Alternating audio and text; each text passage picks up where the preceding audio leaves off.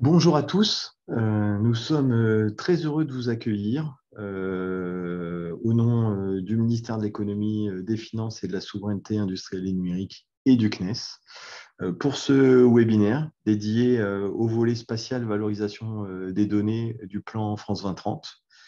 On va d'abord se présenter, donc Jean-Baptiste, je te laisse démarrer. Jean-Baptiste Autissier, je suis chef de projet politique spatiale à la Direction générale des entreprises et je supervise pour la DGE le volet données spatiales du plan France 2030.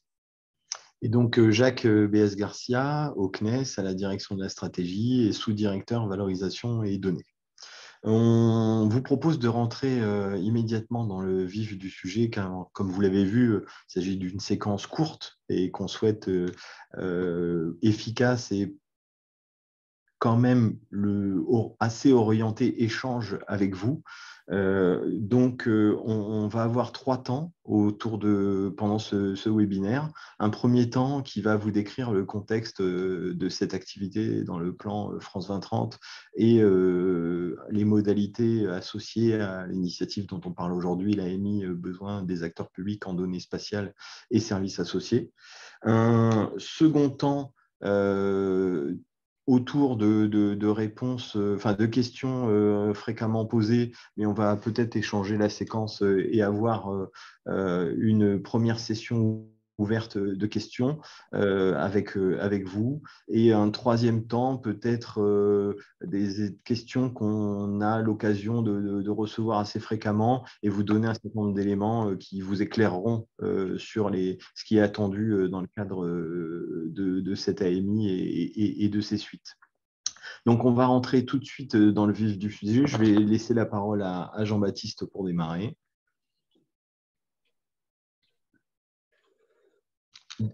Donc, le programme et le contexte. Merci Jacques. Alors, quelques mots sur France 2030 que j'imagine un certain nombre d'entre vous connaissent déjà. France 2030, c'est le plan d'investissement qui a été annoncé par le président de la République à la fin de l'année 2021 et qui prévoit 54 milliards d'investissements sur les technologies d'avenir. Dans ce cadre-là, 1,5 milliard sont dédiés au volet spatial, à la fois pour l'infrastructure spatiale. Vous avez vu passer plein d'initiatives sur le sujet des micros, des mini-lanceurs, sur le sujet des services en orbite et d'autres cas d'usage encore et technologies. Mais il y a également associé à cet aspect infrastructure le développement de l'usage des données et de services s'appuyant sur des données d'origine spatiale. Et donc, le développement de ce secteur aval est l'un des 3 axes stratégiques du volet spatial de France 2030. Une de ces actions sur le secteur aval, qui est opérée par le CNES, vise à soutenir par la commande publique des entreprises qui pourront ensuite, grâce à ces premières commandes et ces clients, ce que nous on appelle d'ancrage, faire maturer leur solution et s'adresser ensuite à des marchés privés ou des marchés publics comme privés à l'export. Donc, c'est bien ce cercle vertueux qu'on essaye d'encourager pour positionner les entreprises françaises du secteur aval comme en pointe sur le sujet, à la fois sur les marchés européens, mais aussi dans le monde à terme, parce qu'on ne s'interdit rien. Pour avancer sur ce sujet, la thématique particulière, alors non exclusive, on travaille en étroite coopération et coordination avec le plan France Nation Verte.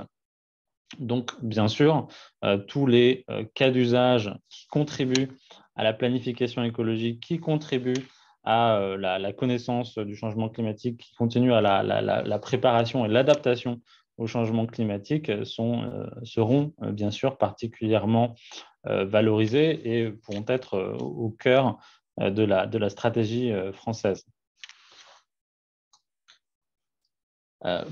pour mettre en place ça, une démarche en 2 phases. Une première phase qui est la collecte des besoins des acteurs publics. C'est l'AMI dont on vous parle aujourd'hui, l'AMI qui a été lancée le 11 avril dernier. Et cet appel à manifestation d'intérêt va permettre à tous les utilisateurs publics, on verra qui est un utilisateur public et qui sont les personnes éligibles, mais d'exprimer leurs besoins, alors avec un degré de maturité ou de précision qui peut être assez large. On n'est pas on n'est pas à l'étape du bon de commande tout de suite. Hein. C'est simplement j'ai un besoin d'une technologie innovante qui s'appuie sur des données et des services d'origine spatiale pour répondre à un besoin opérationnel ou d'appui aux politiques publiques, d'aide à la décision en matière de politique publique. Cette collecte effectuée, la première relève est le 22 mai, il y aura d'autres relèves, peut-être une autre au cours de l'année 2023, d'autres au cours de l'année 2024. Sur les cas d'usage qui sont les plus mûrs ou les plus pertinents ou qui correspondent à l'ensemble des critères qu'on va énoncer par la suite, on pourra déclencher le financement de commandes publiques dédiées pour le compte de ces utilisateurs publics. Donc, les cas d'usage les plus prometteurs, eh bien, on lancera un achat public par le CNES. Donc, voilà, ce sera entièrement financé par France 2030 avec cette logique, comme je vous le disais, d'amorçage et de pouvoir, pour les entreprises, présenter ces premiers contrats publics comme référence pour se positionner sur d'autres marchés. Merci Jean-Baptiste. On rentre maintenant au cœur du sujet AMI, besoin du secteur public en données spatiales et services associés. Pour pouvoir parcourir avec vous assez rapidement certains éléments clés, hein, Jean-Baptiste a commencé à en parler, le qui, la question du qui peut répondre à cette AMI, qui est éligible en termes de besoins. Comme vous pouvez le voir à l'écran, on cible les acteurs publics dans leur globalité, si je peux m'exprimer ainsi. Donc les administrations centrales, les administrations déconcentrées, les établissements publics, les collectivités territoriales, les organismes ou opérateurs privés ou associations chargées d'une mission de service public. L'idée, c'est de pouvoir recueillir l'ensemble de ces besoins aux différentes mailles qu'on vient d'évoquer là et de voir s'il y a une capacité d'agréger ces besoins pour rendre tout ça peut-être plus efficace. Donc on y reviendra un petit peu après, mais donc sur le qui, vous voyez que c'est très très large et l'idée, c'est d'avoir les différentes sphères de l'État qui puissent exprimer ces besoins. Alors, où je pense que beaucoup d'entre vous l'ont peut-être déjà vu, cette AMI a été publiée sur le site démarchesimplifiée.fr. Vous avez le lien dans les planches qui vous sont présentées.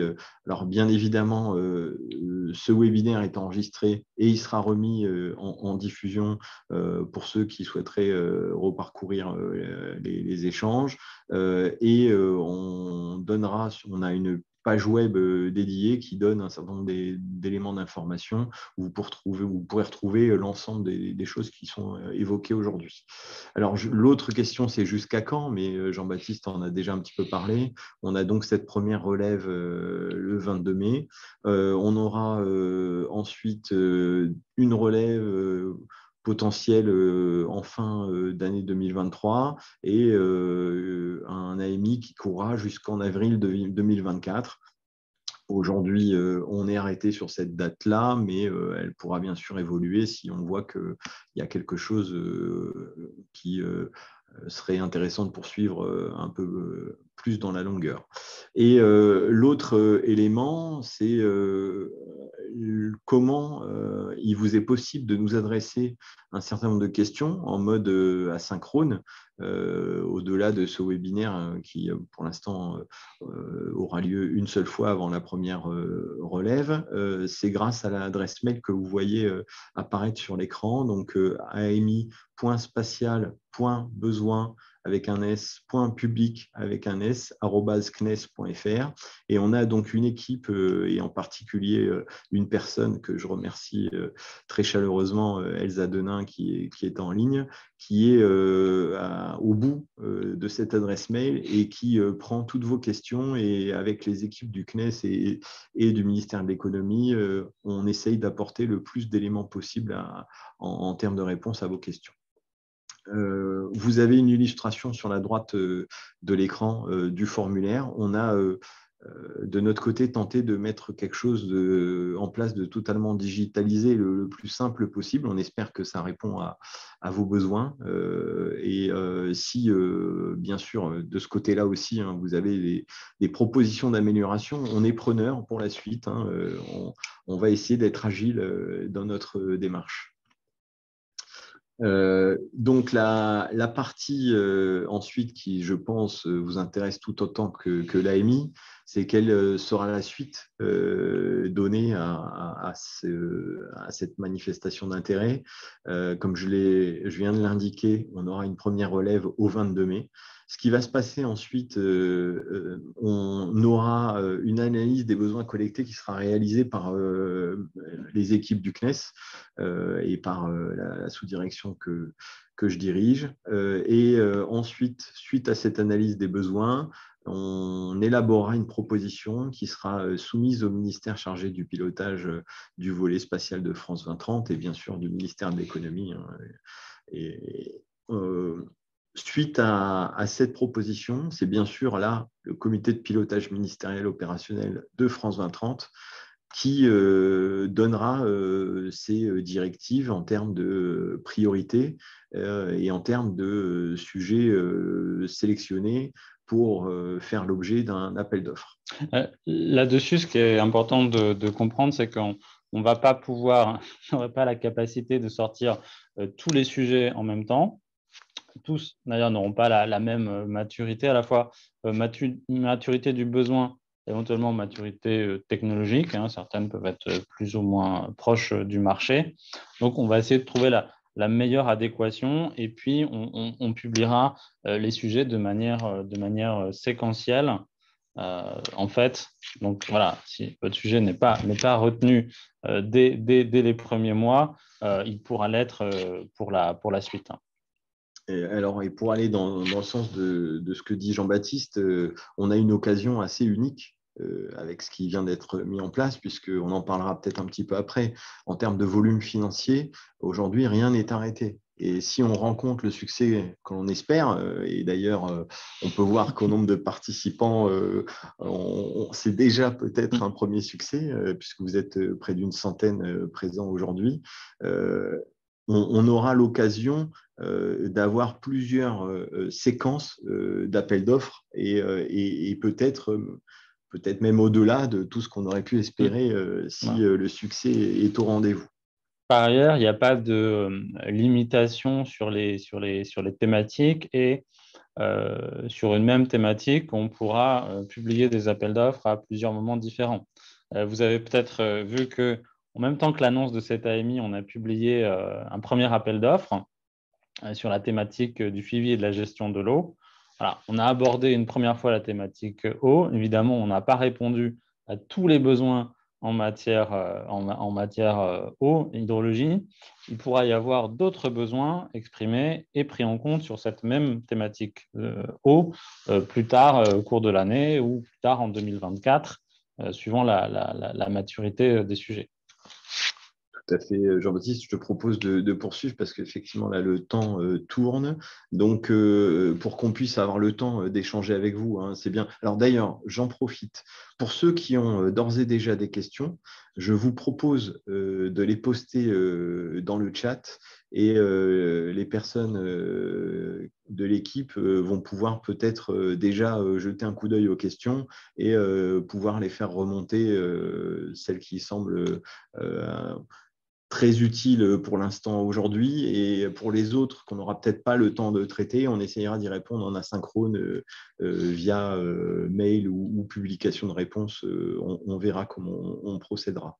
Donc, sur la partie critères de sélection des besoins exprimés, Vous voyez à l'écran, hein, et vous avez dû lire l'AMI, donc c'est bien évidemment l'existence d'un besoin public avéré d'importance. Un besoin qui aurait en plus, qui s'avérait être un besoin commun à plusieurs utilisateurs publics aura bien évidemment encore plus d'intérêt pour nous. L'existence d'un besoin public avéré, ça veut dire qu'on se positionne, on n'est pas sur le proof of concept ou sur la démonstration pour voir. On est dans la recherche d'un besoin qui est opérationnel, qui répond aux besoins, soit un besoin opérationnel, soit pour le pilotage d'une politique publique. Et voilà, on est sur un besoin concret et pas dans une démarche très exploratoire. Ce n'est pas ça qu'on vise avec cette AMI. Il y a d'autres outils qui le permettront, mais voilà, ce n'est pas ce qui est visé. Tout à fait. On aura peut-être l'occasion d'en parler, je ne suis pas sûr avec le temps imparti, mais on a d'autres outils qui vont se mettre en place pour accompagner la maturation des services et donc le développement technologique. Mais on aura peut-être l'occasion d'en reparler. On va regarder ensuite les besoins en matière d'innovation. Est-ce que la solution qui est proposée est une solution qui est sur le marché depuis 5 ou 10 ans ou est-ce que réellement elle apporte une innovation? On reste dans un plan d'innovation et on va financer des choses qui sont nouvelles. L'objectif n'est pas de faire de la débudgétisation et en fait voilà, de remplacer des budgets courants aujourd'hui ou des choses qui existent déjà par des budgets France 2030. Et puis l'engagement de l'utilisateur, alors c'est pas un engagement, alors c'est un engagement moral, si je puis dire.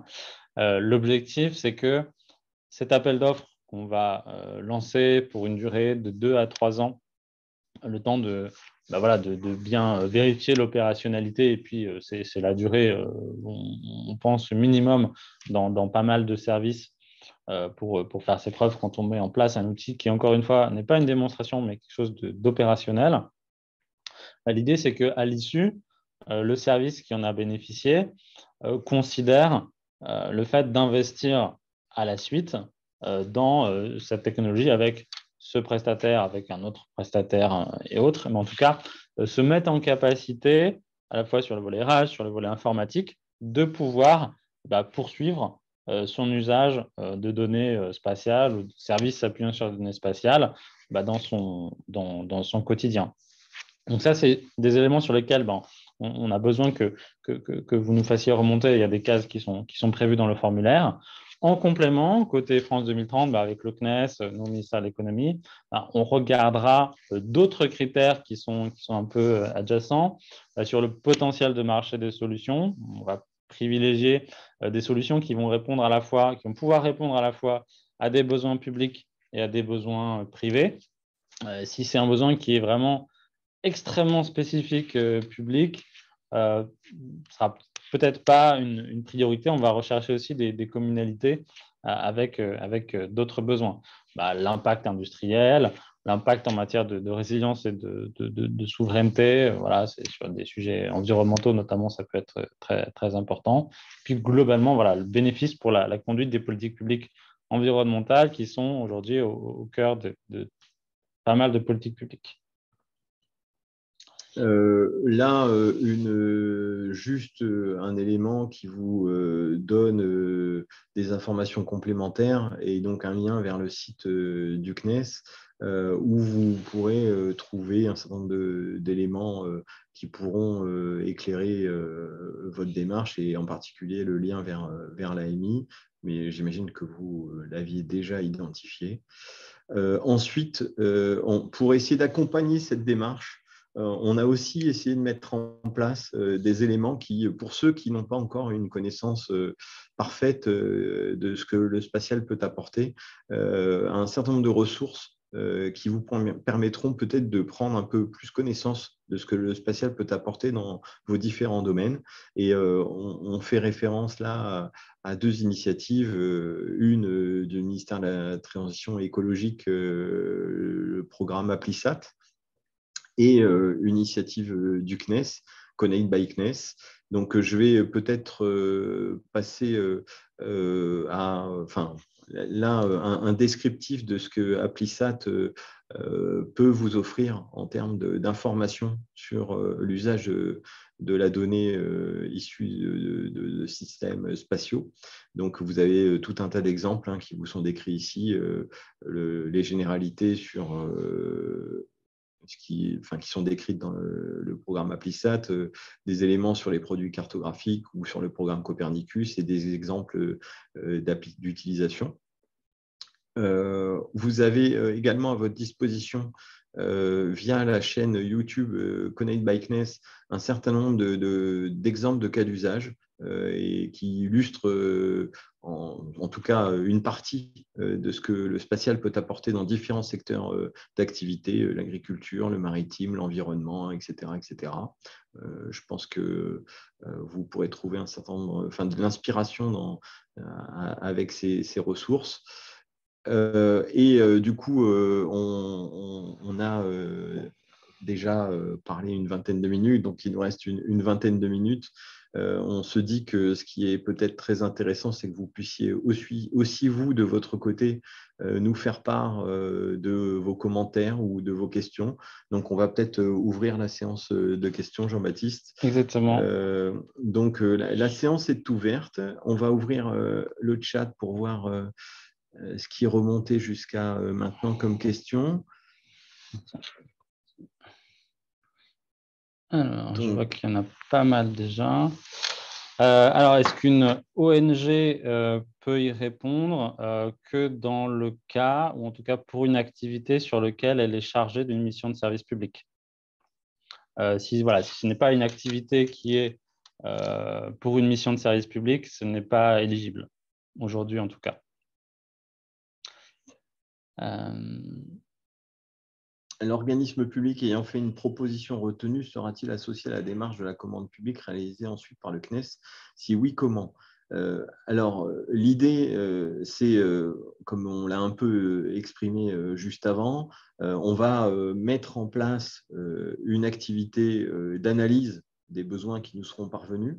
Ensuite, on va faire des propositions et en fonction des propositions qui seront mises en œuvre, on verra comment on pourra associer les acteurs dans la démarche.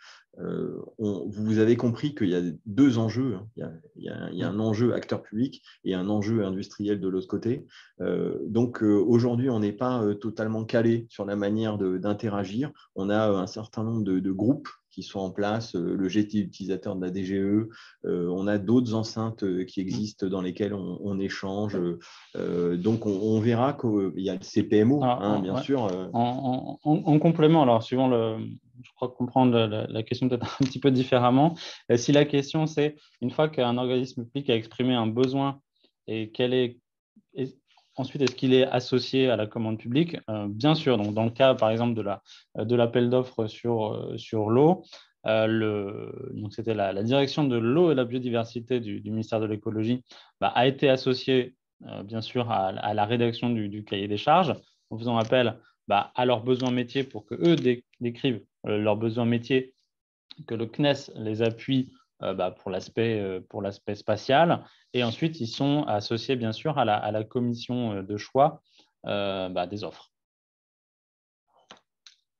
Mais du coup, c'était, si tu permets, Jean-Baptiste, c'était quand même un cas particulier. On était sur un besoin très particulier.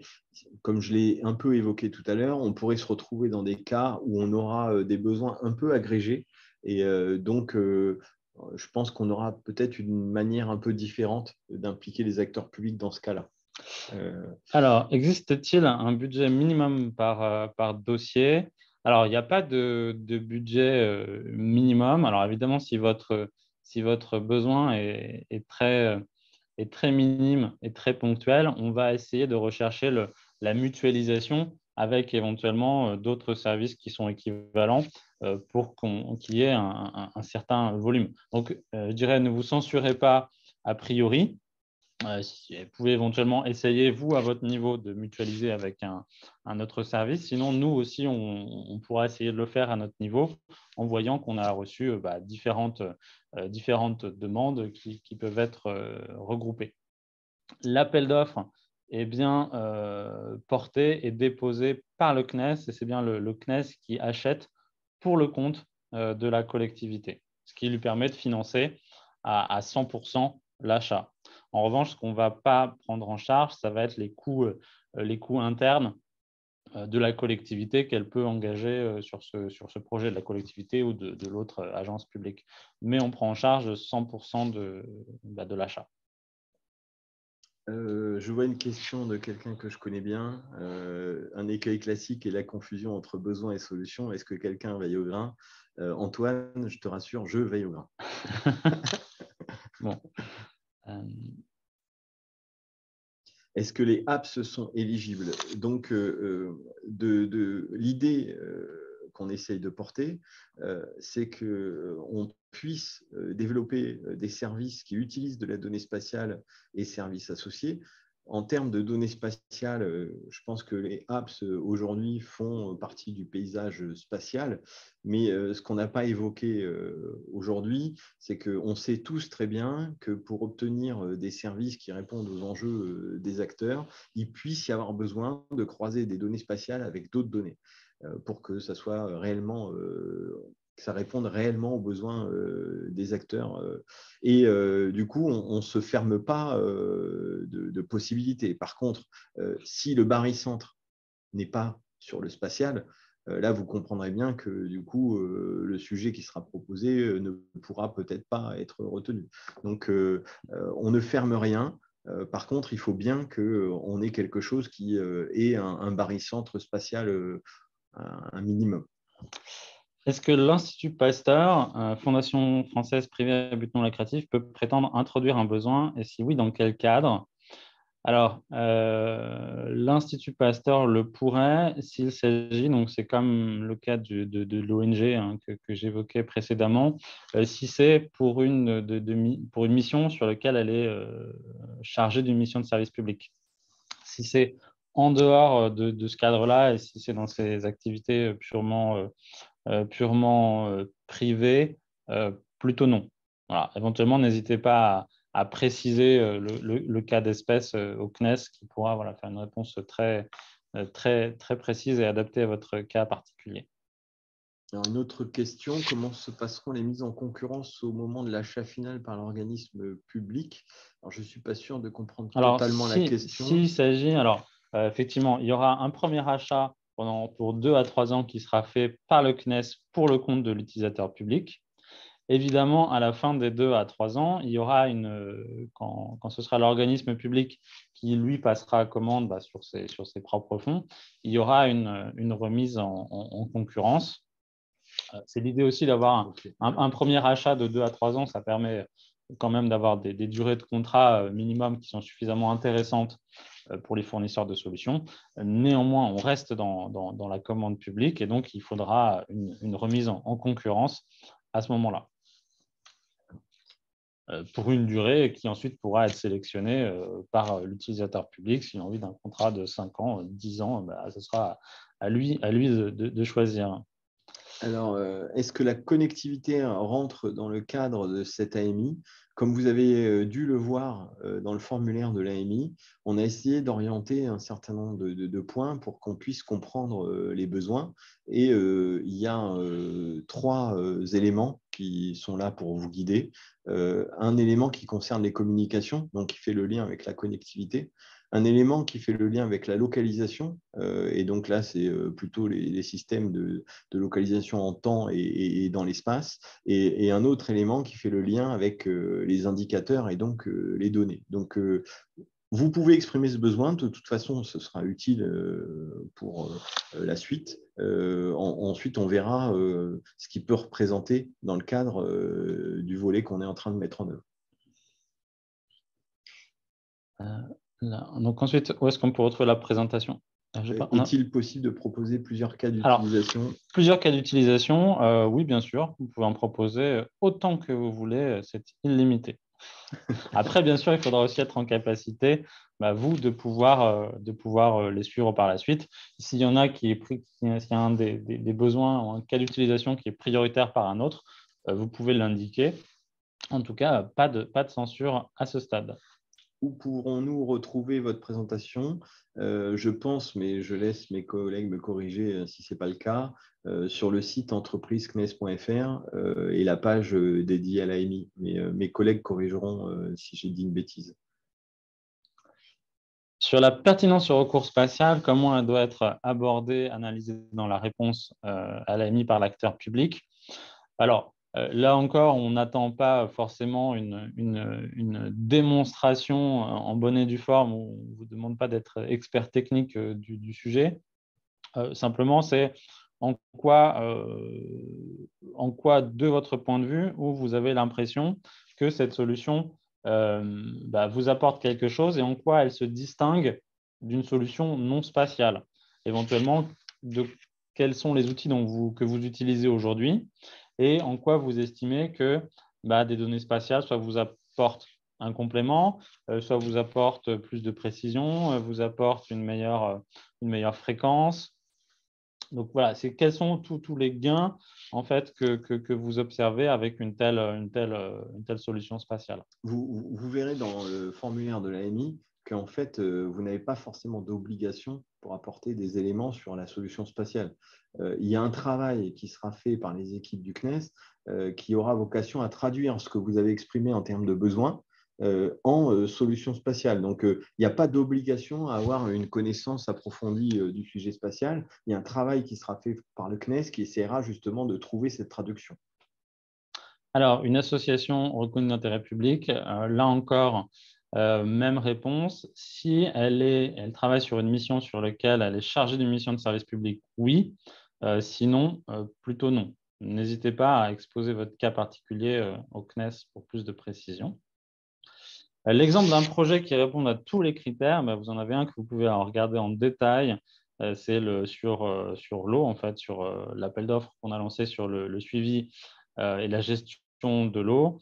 Vous pouvez chercher sur le communiqué de presse du ministère et vous trouverez le lien vers l'appel d'offres qui a été lancé par le CNES. Voilà, tout est public là-dessus et vous pouvez regarder en détail cet exemple. Sera-t-il possible d'avoir un calendrier plus précis sur la phase d'appel d'offres et ses délais? Bon, comme vous l'avez compris, là, on a en fait une crainte et une envie, c'est d'être victime du succès et de recevoir beaucoup de réponses. Et donc, en fonction de ces éléments-là, il va falloir avoir le temps de pouvoir faire cette analyse, de pouvoir consolider des propositions, les présenter au comité de pilotage et on espère tous pouvoir lancer les premiers appels d'offres dans le courant du 4e trimestre. Si c'est possible, on pourra peut-être en lancer un très rapidement au 3e trimestre, mais plutôt que de donner des faux espoirs, on préfère se caler sur des choses qui sont peut-être un peu plus réalistes et si on a des bonnes surprises, on sera ravis de les partager avec vous en communiquant sur les premiers appels d'offres. Ouais, et c'est important aussi de communiquer éventuellement, vous, si vous avez déjà un calendrier, soit du besoin opérationnel, soit de votre disponibilité. Que, voilà, des fois, on peut accélérer. Voilà, on peut accélérer. Et puis, c'est aussi important de connaître un peu la bande passante de chacun pour pouvoir travailler assez rapidement. Globalement, même sur un sujet un peu technique comme le suivi et la gestion de l'eau, qui est des charges est assez détaillé. Le minimum, c'était 2 mois à peu près pour rédiger le cahier des charges et lancer l'appel d'offres un petit peu plus pour la validation technique. En tout cas, on essaye d'être assez efficace. Il faut aussi bien s'accorder sur la fenêtre pendant laquelle vous aussi vous serez disponible pour travailler conjointement avec le CNES. Voilà, sur le calendrier, on a répondu. Syndicats, professionnels, comités nationaux, etc. Alors, dans la mesure où ils sont en charge d'une politique publique, oui, ils y sont éligibles. Donc, voilà. Et puis, pour plus de précision sur un cas particulier, adressez-vous au CNES. On en a un petit peu parlé, Jean-Baptiste, tout à l'heure. On voit un intérêt, si c'est possible, et ça rejoint un peu cette question, d'avoir une interaction avec des acteurs qui ont la capacité d'agréger des besoins pour toute une communauté. Donc, effectivement, cet angle-là peut être assez intéressant pour nous. Donc, je vous encourage, si c'est le cas, à poster des éléments ou à nous contacter sur le sujet. Alors, nous sommes déjà lauréats France 2030. Est-ce que cela a une incidence sur notre éligibilité sur cet appel d'offres? Non, pas du tout. Est-il possible d'obtenir à des fins de distribution la présentation? Bien sûr, elle sera disponible, bien sûr. Elle sera disponible sur le site du CNES. Est-ce que le champ de la LMI ne concerne que les enjeux d'adaptation au changement climatique? Non. Donc, ce sont des thèmes un petit peu préférentiels qu'on met en avant, mais tous les thèmes et tous les besoins sont éligibles, y compris sécurité, voire même défense. Voilà, c'est des besoins qu'on va traiter. Ce ne sont pas ceux qu'on met en avant le plus, mais ce qu'on va traiter également. Faut-il présenter un unique besoin par réponse, comme semble limiter le formulaire de réponse, ou peut-on proposer une liste de besoins potentiels? En fait, vous avez dans le formulaire une possibilité de cliquer, il y a un bouton ajouter un besoin, et donc ça vous permet d'ajouter tous les besoins qui vous semblent pertinents. Et vous pouvez nous envoyer une liste de 10 ou 15 besoins pour que vous le sachiez. On a déjà des gens qui nous ont envoyé des réponses, et dans les réponses, on a des fois 2, 3, 4 besoins qui sont listés. Donc voilà, c'est prévu pour, le formulaire est prévu pour. Est-ce que le besoin peut faire appel à des données spatiales passées et futures? Alors, analyse d'images aériennes ou satellites d'années antérieures? Alors oui, dans le cas de l'appel d'offres sur l'eau, c'est d'ailleurs le cas. Le besoin inclut le retraitement d'images depuis 2017. Donc voilà, très clairement. À quoi s'engagent les acteurs publics et missionnaires? Quelle charge de travail et budget faut-il prévoir dans un second temps après là-haut de notre côté? Alors là, il faudra. Jean-Baptiste. Là-dessus, ça va être au cas par cas. Alors, à quoi vous vous engagez? L'idée, c'est que quand vous présentez un besoin, il va s'intégrer de manière opérationnelle dans votre activité.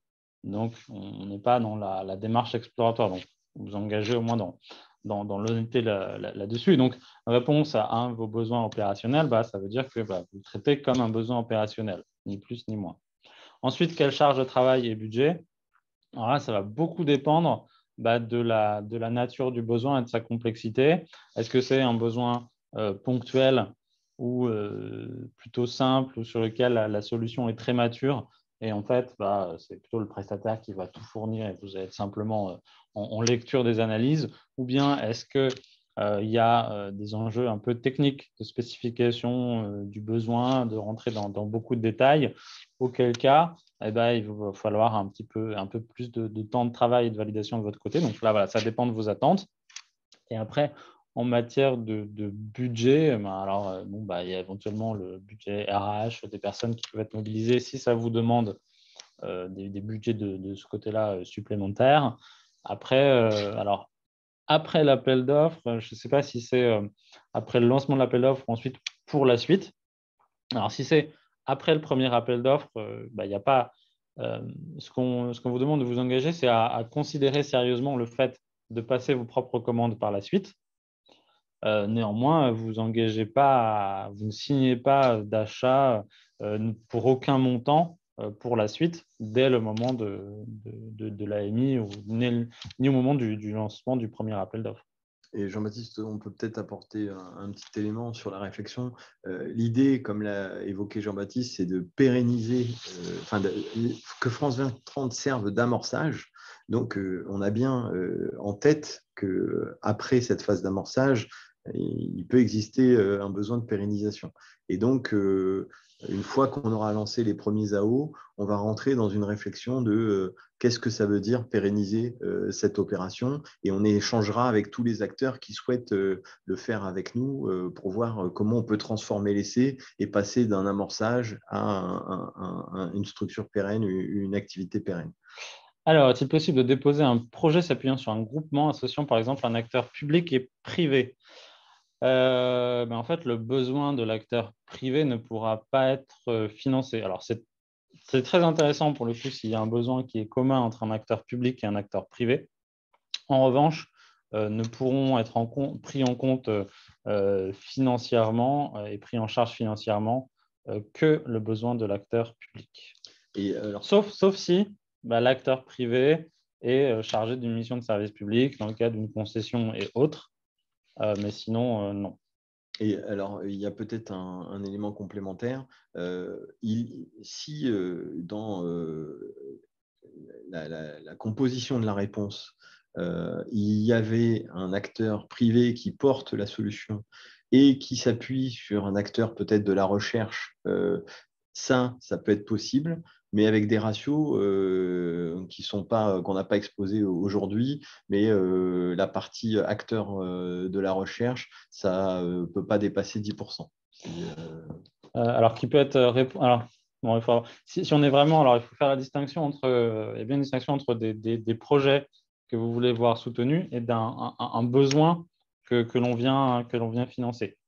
Et si vous êtes plutôt dans le montage d'un projet qui est un peu plus exploratoire, dans ce cas-là, ce n'est pas forcément cet AMI qui sera le plus adapté.